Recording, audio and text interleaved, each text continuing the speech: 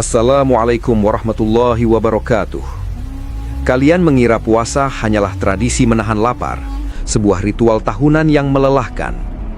Tapi jika kita memutar balik jam kosmik ini, kita melompat ke bulan Sya'ban tahun kedua Hijriyah, 18 bulan setelah Rasulullah hijrah ke Madinah. Saat itu, umat Islam sedang membangun fondasi peradaban baru.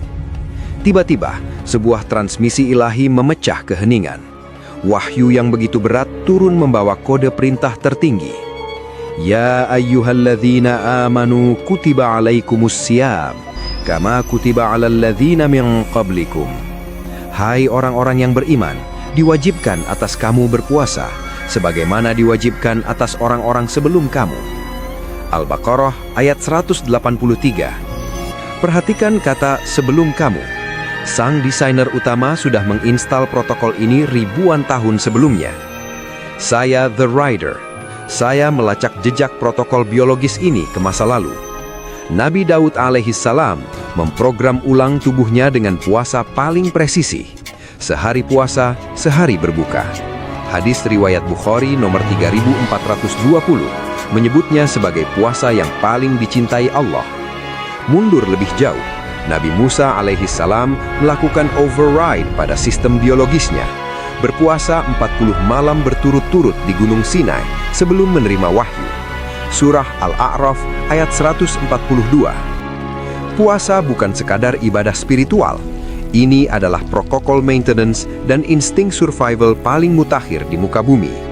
Dan hari ini, sains molekuler modern baru mulai menyadari apa yang sebenarnya terjadi di dalam darah kalian. Waktu menunjukkan pukul 3 pagi di wilayah Khatulistiwa. Gelap, dingin, dan sebagian besar mesin biologis manusia masih dalam mode tidur. Tapi sebuah alarm kosmik berbunyi. Ini adalah fase preload atau yang kalian sebut sebagai sahur. Banyak yang meremehkan fase ini, memilih untuk terus tidur karena merasa kuat. Itu adalah kesalahan teknis yang fatal. Rasulullah sallallahu alaihi wasallam mengeluarkan sebuah instruksi absolut. Tasahharu fa inna fis suhuri barakah. Bersahurlah kalian, karena pada sahur itu ada keberkahan. Hadis riwayat Bukhari nomor 1923 dan Muslim nomor 1095. Kata berkah di sini bukan sekadar magis. Secara molekuler, sahur adalah proses injeksi bahan bakar slow release ke dalam tangki glikogen kalian. Kurma, air, dan serat kompleks yang masuk ke lambung tidak langsung dibakar. Tubuh menyimpannya dengan sangat efisien, mencegah terjadinya katabolisme otot di siang hari. Bahkan jika kalian hanya sanggup meneguk segelas air, lakukanlah. Karena tepat pada saat imsak, gerbang suplai eksternal akan dikunci rapat. Dan saat matahari terbit, mesin kalian akan diuji.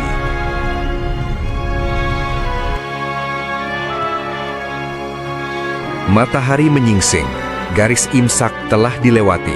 Pintu suplai dari luar kini terkunci rapat. Disinilah protokol pemeliharaan benar-benar diaktifkan. Sang Pencipta berfirman dalam surah Al-Baqarah ayat 184.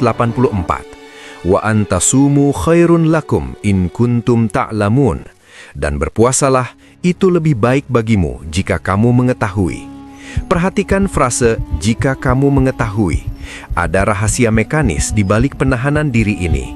Pada fase awal ini, antara jam 4:30 hingga jam 9 pagi, kalian belum merasakan apa-apa.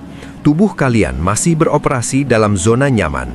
Mesin biologi kalian menggunakan bahan bakar standar, yaitu glikogen atau cadangan gula yang kalian injeksikan saat sahur. Otak dan otot menyerap partikel glukosa ini dengan efisien. Sinapsis kalian menyala terang dengan energi oktan biasa. Aktivitas pagi berjalan normal. Namun, di balik layar, sistem internal mulai menyadari sebuah anomali. Tidak ada nutrisi baru yang masuk. Lambung mengirimkan sinyal kosong. Indikator tangki gula darah kalian mulai turun secara perlahan, dari 100% ke 70% dan terus menyusut. Pankreas menghentikan produksi insulin dan mulai melepaskan glukagon untuk menguras sisa-sisa gula di hati. Ini adalah fase pembakaran gula terakhir. Pemanasan sebelum mesin kalian dipaksa berevolusi. Waktu menunjukkan pukul 12 siang. Matahari berada tepat di atas kepala. Mesin kalian kini memasuki zona krisis pertama. Cadangan glikogen dari sahur telah habis total. Otak mulai panik dan mengirimkan sinyal kelaparan palsu. Perut terasa melilit, detak jantung melambat, dan energi terasa anjlok. Inilah titik di mana mayoritas manusia modern menyerah. Tapi sang desainer utama tidak menciptakan tubuh ini untuk gagal. Ketika tidak ada lagi glukosa yang tersisa, mesin biologis kalian melakukan manuver hybrid shift. Hati atau liver kalian secara otomatis meretas cadangan lemak membandel yang menumpuk selama 11 bulan terakhir. Lemak itu dihancurkan dan diubah menjadi molekul energi tingkat tinggi yang disebut keton. Keton adalah bahan bakar super bersih, jauh lebih jernih dan kuat daripada gula. Otak kalian menyerap keton ini, membuat fokus menjadi setajam silet. Efek samping dari pembakaran lemak ini adalah keluarnya gas keton melalui pernafasan.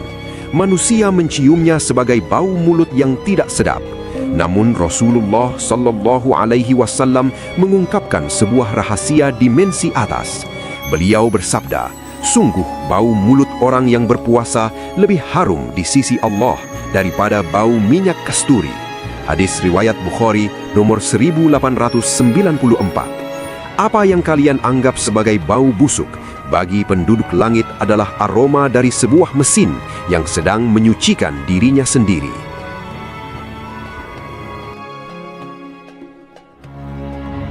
Jam 2 siang, matahari mulai tergelincir ke barat.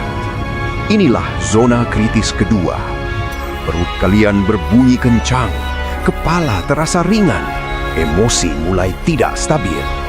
Kalian mengira tubuh sedang menderita atau sekarat. Salah besar. Di detik inilah mukjizat medis terbesar dalam sejarah biologi sedang terjadi. Pada tahun 2016, seorang ilmuwan Jepang bernama Yoshinori Ohsumi memenangkan hadiah Nobel kedokteran karena berhasil memecahkan kode mekanisme ini. Namanya autofagi, berasal dari bahasa Yunani.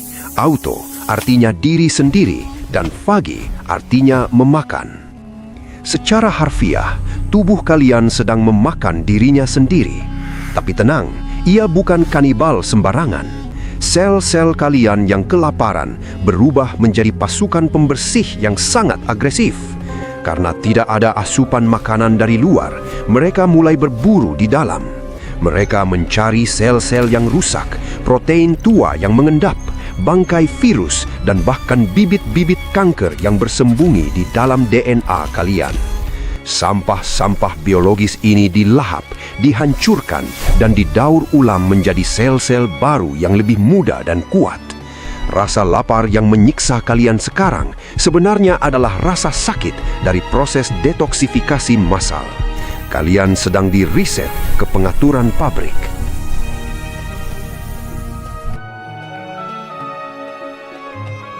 Matahari semakin condong ke barat. Cahaya emas menyelimuti bumi. Di saat perut kosong melompong, terjadi fenomena aneh pada psikologi manusia. Kalian menjadi lebih tenang, lebih terkendali. Rasulullah Shallallahu Alaihi Wasallam bersabda, apabila Ramadan tiba, pintu surga dibuka, pintu neraka ditutup, dan setan-setan dibelenggu. Hadis riwayat Bukhari nomor 1899 dan Muslim nomor 1079. Banyak yang bertanya, jika setan dibelenggu, mengapa manusia masih berbuat dosa? Jawabannya ada pada mekanisme firewall. Dalam sabda lain, Rasulullah menjelaskan, sesungguhnya setan mengalir dalam tubuh manusia melalui aliran darah. Maka persempitlah jalannya dengan lapar. Ini adalah sains neurobiologi tingkat tinggi. Setan dan hawa nafsu bekerja dengan membajak sistem limbik di otak kalian, khususnya bagian amigdala yang memicu amarah dan syahwat. Namun saat puasa, suplai energi ke sektor primitif ini dipangkas drastis. Akibatnya, sinyal godaan menjadi lemah. noise di kepala kalian mereda. Sebagai gantinya, prefrontal cortex, pusat kesadaran, logika, dan spiritualitas mengambil alih kendali utama. Jadi belenggu itu nyata. Ia terpasang kuat di dalam jaringan saraf kalian sendiri, memblokir akses malware jahat yang ingin merusak sistem.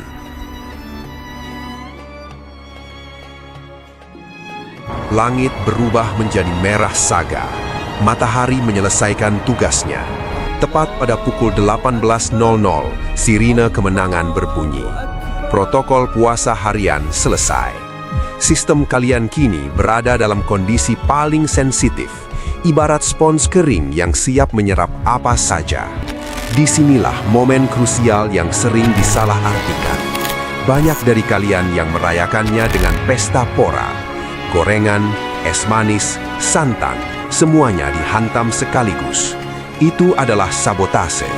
Mesin yang baru saja dibersihkan, kalian kotori lagi dalam hitungan detik. Rasulullah Shallallahu Alaihi Wasallam mengajarkan cara reboot yang presisi. Beliau berbuka dengan rutab atau kurma basah. Jika tidak ada, maka tamar atau kurma kering. Jika tidak ada, maka seteguk air. Hadis riwayat Abu Daud nomor 2356. Ini bukan sekadar tradisi gurun. Fruktosa pada kurma adalah satu-satunya gula yang bisa dikirim kilat ke otak tanpa membebani pankreas yang sedang istirahat. Air menghidrasi sel yang kering kerontang. Namun ingat peringatan sang desainer, wakulu washrobu wala tusrifu. Makan dan minumlah, dan janganlah berlebih-lebihan. Surah Al-A'raf ayat 31. Jika kalian melanggar kode ini, darah akan ditarik paksa dari otak ke perut. Oksigen menipis, kalian akan crash, mengantuk, dan malas beribadah. Sia-sia.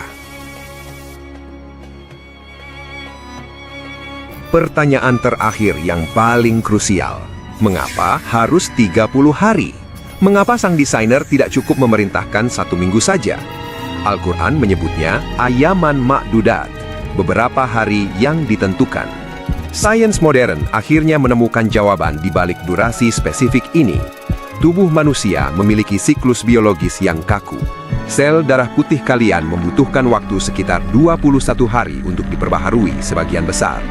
Namun, keajaiban sebenarnya terjadi di sumsum tulang belakang. Saat tubuh dipaksa berpuasa secara konsisten selama 4 minggu, terjadi lonjakan masif produksi stem cell atau sel punca. Ini adalah sel induk murni yang belum memiliki identitas. Mereka menyebar ke seluruh organ, memperbaiki jaringan jantung yang rusak, meremajakan kulit, dan bahkan menumbuhkan neuron baru di otak. Proses reboot total ini tidak bisa terjadi dalam semalam. Ia butuh konsistensi, butuh momentum. 30 hari adalah waktu minimum yang diperlukan untuk memutus sirkuit kebiasaan lama di otak dan menginstal firmware karakter yang baru. Jadi, ketika kalian mencapai garis finish di hari kemenangan nanti, kalian bukan lagi orang yang sama dengan yang memulai puasa ini. Kalian telah berevolusi secara fisik, mental, dan spiritual.